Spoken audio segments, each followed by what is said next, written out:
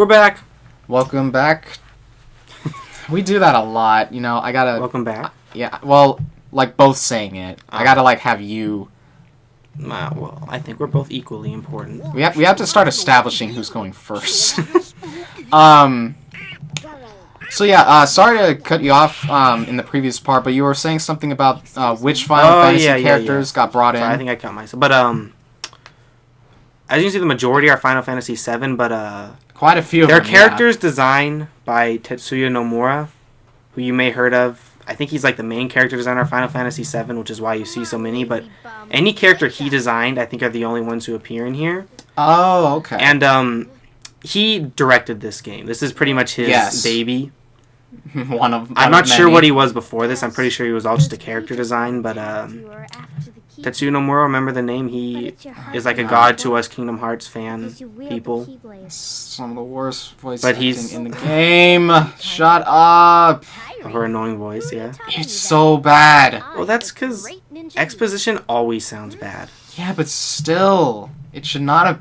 The acting was just horrible. Yeah, although the thing about the voice acting, I have to say, this game sort of breaks the typical dubbing anime by the voice acting being, I would say, as you see, sometimes they're kind of bad and awkward. Most of it is really good. I would say generally it's at least decent, but as you were saying, it's also really, really good in some scenes. Especially from the Disney characters, because they're voiced by the people who would voice them for like the cartoons. So they're trying. There are some people they couldn't get, as I pointed out in a previous part. Oh, plus like. But now for some reason, you know, these guys know a bit more about the Keyblade than Sora does, which is odd, I thought. But I guess they kind of learned it from... They learned it from their original world. From their original world, which was led by another original character. Which, again, this is what I was saying in the last part. It's like, none of them lived in that world. You know, like I was trying to say before, like... How do I put it? It's an issue of, you know, character canon. And a lot of people get a little anal about it, but the issue is they're not who they're supposed to be in their respective games. They keep their characters. And Sam, I love that. But at the same time, you know, they have to fit into the Kingdom Hearts lore. So they're given their own little world led by this Ansem guy that was just mentioned. Who is essentially king of that world, like Mickey is. Yeah, he's like the, I guess the king would be the best word for it. Yeah, and he was like this all-knowing guy, you know, it was strange to see these characters be brought into a different world.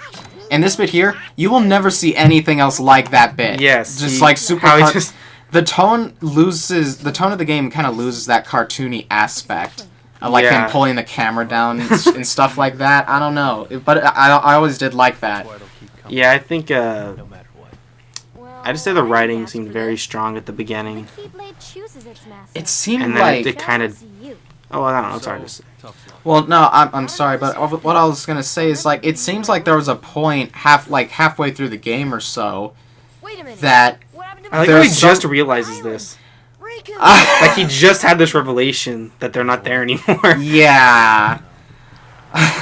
That's actually a good point. That's really odd. He's just not very smart. Oh, so do you remember where you come from? I know he seems to. It's very strange. It's all just bad writing, I would say. I see dead people. What I was going to say though is that, you know, a quick. Oh, are you hitting the... Yeah, I was gonna show off that there's a little bonus if you hit this clock, but the bonus is not available yet. Oh yeah, you have to wait until like you revisit, I believe. That makes sense. Yeah, pretty much if you hit it, something happens. Mm-hmm. Like there was a point I was trying to make, but essentially, you know, it's just, you know, the character canon, you know, people get really pissy about it, but they gotta realize there are some things that can't be kept, some things need to be changed if these characters are going to flow into the story, you know, fully. And again, and somewhere down the line, it seems like a lot of stuff like this, where Donald got slammed into the door there, it seems like somewhere down the line of developing the game, they kind of dropped certain aspects that I'm not really sure what to call them. But there are just some things that they seem to let go where a lot of worlds seem to lack. But at the same time, no world in this game seems incomplete for what it is. But they feel different like halfway through. And I'll see if I can like point out specifics of why that may be. But it just, something feels off about later worlds. I think it's really just because writing is ultimately done by a human. And obviously... Well, no, like, obviously at some point they're thinking, oh, I've got to make this as Disney as possible. But then after they've written like one paragraph of script, they're like, oh, well, now we've got a story to tell. We've got a tone to generate, you know? And it's really another issue you gotta consider, and this is a message to all fans or haters of the series. You gotta consider the issue of writing an original work with non-original characters. Crossover games tend to not have, you know, amazing stories, obviously. So you gotta consider what it means to write a good story for a game that involves not only an original a character or two, but characters from other series or books or games and stuff like that. You have to be able to keep their feel without changing, you know, who they are, what they went through. Yeah. And I'm really not sure how else to describe it, but like characters like Leon and the others, again, they couldn't just be thrown in just for the hell of it. They had to be, you know, they have to meld in with this, you know, version of their lives. And that part never made any sense to me, how they just get blown away. Yeah. And then you have this part here. This introduces the party member system. Donald and Goofy are going to fly alongside us for a while. I'm sorry, I have to do this. Shaolin Showdown! Let's go! You know, stuff like that. Happened. How did that even happen? Well, see, this is one of those things I was talking about. You don't see, like, world-shifting properties like that in later places. Yeah, you know, it's only this place that does it. Yeah, the Heartless are Earthbenders, I suppose. But look at that! They get blown away, and Donald one-shots one of them. That never made sense to me. No. This game has terrible cutscene gameplay disconnection. Not terrible, but yeah, characters will just will swipe through Heartless in one hit, basically, all the time. There's another cutscene like that where a certain Heartless should have died the second Donald touched it, but he didn't. That always freaked me out. But we'll get to that when we get there. Oh yeah, but I'm not sure if it happens because I don't know if you actually do that bad. But if you may hear Donald and Goofy yell something like "Don't give up" or something. Oh yeah. And then Sora will get healed. That means that Donald or Goofy gave Sora a potion, as you can do in most games. But if you notice, they say "Don't give up," but later on they'll say Sora. And who's that? Yeah, and it's obviously because they don't know his name yet. But they're still programmed. I know that sounds like, honestly, I feel like people make a bigger deal of it if they call him Sora now. I don't know. It's just something that the fact that they bothered to remember it makes me think. Yeah, I see what you mean, though. And another thing you can do, I believe it's the triangle button. You can kind of prompt commands to them.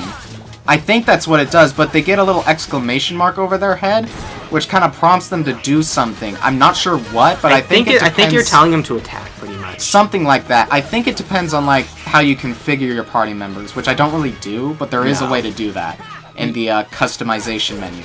Yeah, party members are, for the most part, not helpful. Sadly, I say this honestly from a gameplay standpoint. This is one of the series' biggest flaws, is that party members are they're not Sora. Yeah. This game is pretty much Sora, and then Donald and Goofy are just there.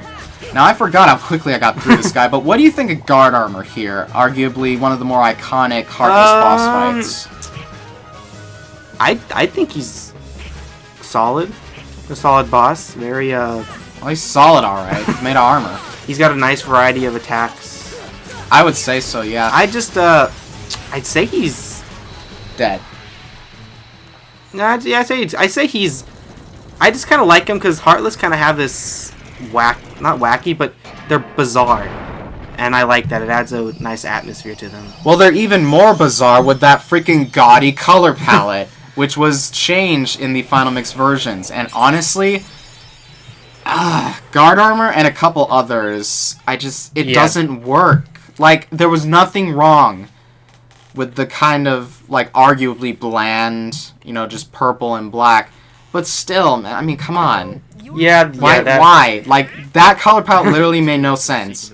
Making him crazy. Yeah, that's... Like, if it was referencing, a form of warrior or some stuff, or something like that, like, that I would understand, but that literally made no sense to me. No. And, yeah, that's another aspect of the Final Mixes, that they recolor Heartless to give them... They're just different colors. And, I've heard that this was done because Final Mix came out only at less than a year after the first one. They did it to change it up. I personally don't see why changing the colors of enemies would warrant buying a new game. Yeah. But I feel like the extra content would have done that by itself. But I remember when you were younger, you used to absolutely love this cutscene. Yes, this was my laugh. This is your one laugh. This would make me laugh every time. I'd say the humor is very hit and miss. This game has a lot of humor that is very unintentional, but this... Oh, yeah. I don't laugh at this anymore for some reason. I do. But, I do because nostalgia. That is... Well, like, one of the... That is my favorite part. Yeah. But look at his teeth! Oh, they're so detailed. He actually has a bunch of teeth. Yeah. Look at that mouth. Like, I thought it was strange how, like, they were kind of shaded and stuff. Like, it makes sense, but still, it's like how creepy realistically they are? Kinda, yeah. I know they... But I love that she... and the unexpected journey begins with 2 new companions. Yay! Yeah! But as you can see, they're not friends. No. Did you hear whispering in the background? Donald's all like, who knows if we can help him, but... Yeah, no. Let's just say. He definitely takes... Donald does very much take after his uncle. Yes, very... Oh, he's not a bad person, but... And now we get introduced to the villains, who you probably can recognize the voices of. Meanwhile, back in the Hall of Injustice... I love this cutscene, though. We're like, who each and every one of these people are. But they still have to black them. They still black them out for, like, some amount of suspense. And, like, some of you may not know them if you haven't watched any Disney films, but still, I just thought this was such a cool thing. And they're so on character, too. Like, I love this bit here. Where he's like, you're no prize yourself. I love how on character everybody is. Yeah, this is very... I have to say, throughout all the series, this one definitely had a good Disney representation. I still debate with myself how if Maleficent here is really worthy of leading this crew. I don't know. Yeah, I've always thought that. I've seen... Actually, no, I don't think I've actually seen Sleeping Beauty. At least I don't remember seeing it. Well, she's definitely evil and powerful. But I don't know. I've always asked myself too. Would she be considered the evilest of all Disney villains? I wouldn't say so. I'd say that's kind of a Hades, maybe. Although Hades is definitely the second most prominent villain as far as Disney characters. Definitely, Hades is essentially the devil. Yes, and let's say if you loved Hades' character in the movie, you're gonna love him here. Still James Woods. Oh yeah, as James you probably Woods knows, and he's still great. We've got James Woods, and I also really like that bit where Leon kind of turns his head like he's all bashful. Yeah. If you're able to beat him in that fight, he gives you a free elixir. Yeah, which is a very handy item. Yes, it's the. I don't know what the Final Fantasy Soma. That's Persona. Anyway, it's the all MP. All HP. A little less substantial in this game, but especially if you're so low leveled. Yeah, but I think you know what I mean. That's what elixirs are. They're like those big items. Save them till the end. They're very few and far between. Squish. They're very few and far between. But back there we got our first spell and our first. I remember dodge roll being a shared ability. Really? I think. Yeah, I feel like it was changed for Final Mix. It's always been an ability. Really? Yeah, I would know. It's always taken the. I would know, Mr. I'm sorry, I would know. Okay, I'll take your word for it. I have a lot of strange memories of this game and others where it's like, No, that never happened, but I remember it this way. Yeah, that is so... That happens to me a lot. That is so crazy. Like, have you ever had it where it's like, it's the same exact line, but it's spoken by a different character in your memory? Yes. It's so weird. I guess it's that, is it that Bioshock thing? Your brain will frantically try to fill in what you don't remember. I love that quote very much. Because that, honestly, I think that's what's going on when you misremember something. Your brain knows it's there, but it doesn't have all the components yet. And we'll talk about them more as they show up, but those little marks on the ground there, those can only be activated with Donald and Goofy in your party. I say that because there are some Disney worlds we'll be traveling to with exclusive party members that you can use just for that world. But for the most part, these two will be accompanying Sora in the entire journey. Now, what did you think of the gummy ship Trials? Oh, Trials? Well... Or this the entire system? Well, just the gummy ship as a whole. I'd say very boring. Yeah, me personally... Not well done. I don't know. It would have been better if it was actually edible, because that's how I always thought of it. Because because they're called gummies. Like, I never understood the significance of that. Because they're like Play-Doh. Yeah, you just stick them together and they stick. I guess. And this is I guess you could say a separate part of the gameplay, and despite it being, I guess, even though it'd be really bad, this is enough gameplay to maybe be its own game. This is this is like the world map.